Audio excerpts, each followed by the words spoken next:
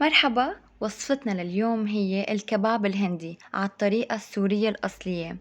أكلة ملوكية لازم نعملها بكل العزايم. شوفوا كيف منحضرها. بدنا 3 كيلو من البندورة، حنقطعهم وننزلهم بماكينة الكبة. بدنا اياهم مبروشين بهالشكل. ممكن تبرشيها بالبراشة اليدوية أو ممكن تحطيها بالكبة، بس قبل ما تصير مرحلة العصير، عرفتي يعني تضربيها كم ضربة حتى تصير بهاد الشكل. وبعدين حطيها بأكبر صينية عندك. حنحط لها معلقة كبيرة من رب البندورة ومعلقة كبيرة من رب الفليفلة، معجون الفليفلة أو معجون البندورة، صلصة طماطم.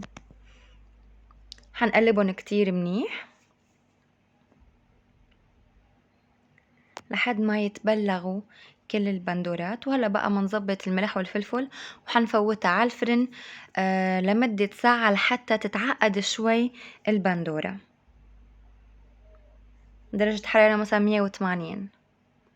وبالنسبة للحمة بدنا كيلو من اللحمة و100 جرام من اللي الضاني.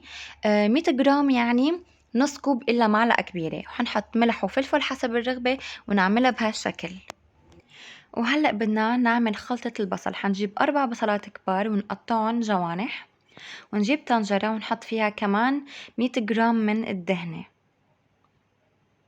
وحننزل عليها البصل المقطع جوانح، وحنضل نقلب فيهم لحد ما تختفي اللي تماما. حنحط لها رشة ملح وفلفل كمان. شوفوا كيف اختفت اللي تماما. وهلا بقى منطلع الصينية من الفرن ومننزل عليها هاي الخلطة، ونقلب كل هذا الميكس مع بعض لحتى تندمج الطعمات مع بعضها. وحنبدأ بقى نرص اللحمة على كل جوانب الصينية، بعدين ننزلهم هيك بالمعلقة منشان ما تحترق اللحمة، ونرجع نفوتها على الفرن كمان ساعة أو ساعتين على حسب انتو كيف بتحبوها، ناشفة أو يعني في ناس بتحبها كتير كتير ناشفة وفي ناس لأ عادي. وبس هيك صارت جاهزة معنا. لازم تجربوا هاي الطريقة لأنه فعلا الطريقة الأصلية دايما هي اللي بتربح.